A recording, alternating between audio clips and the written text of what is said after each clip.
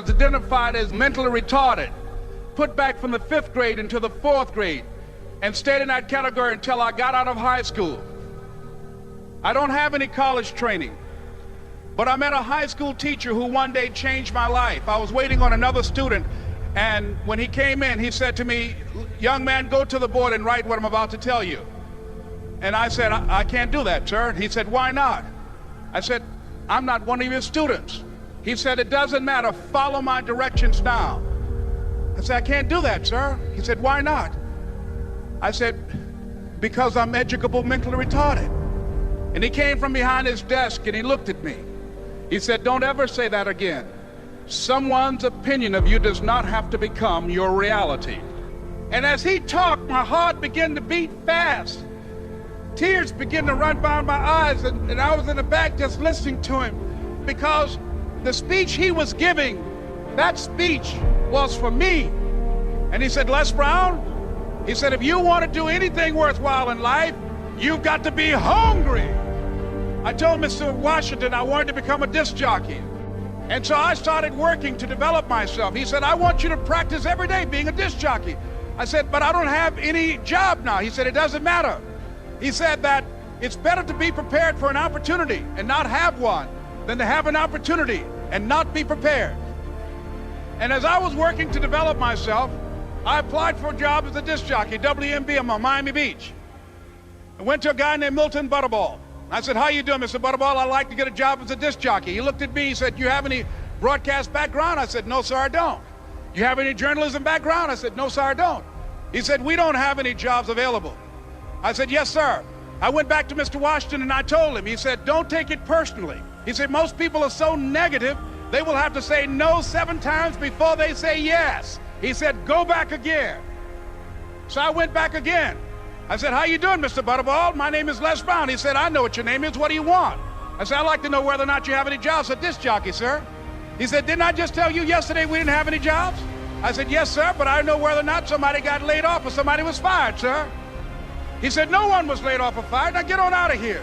I came back the next day like I was seeing him for the first time. I said, "Hello, Mr. Butterball, how are you?" He looked at me with rage. He said, "Go get me some coffee." I said, "Yes, sir." And I went to get him some coffee. After a while, I would get their lunch and dinner, and I would go in the control rooms and take the disc jockeys their food, and I would not leave until they would ask me to leave. One Saturday afternoon, while I was at the radio station, a guy named Rock was drinking while he was on the air. I was the only one there, looking at him through the control room windows, walking back and forth, young, ready, and hungry. Pretty soon the phone rang, and it was the general manager. And I answered the phone. I said, "Hello?" He said, "Les, this is Mr. Klein." I said, "I know." He said, "Rock can't finish his program." I said, "I know." He said, "Would you call one of the other DJs in?" I said, "Yes, sir." I hung the phone up. I said, "Now he must think I'm crazy." I called my mom and my girlfriend, Cassandra. I said, "Y'all turn up the radio and come out on the front porch. I'm about to come on the air." I waited for about 20 minutes, and I called him back. I said, "Mr. Klein, I can't find nobody." He said, "Young boy, do you know how to work the controls?" I said, "Yes, sir." He said, "Go in there and don't say nothing here." I said, "Yes, sir." I couldn't wait to get behind those controls. I put on an old Stevie Wonder record called Fingertips. I sat down behind that turntable. I said, "Look out, this is me, LB Triple P, Les Brown, your platter playing papa. There were none before me, and there will be none after me. Therefore, that makes me the one and only. Young and single and love to mingle, certified, bona fide, indubitably qualified to bring you satisfaction, a whole lot of action. Look out, baby, I'm your love man." I was hungry. I was hungry. You got to be hungry.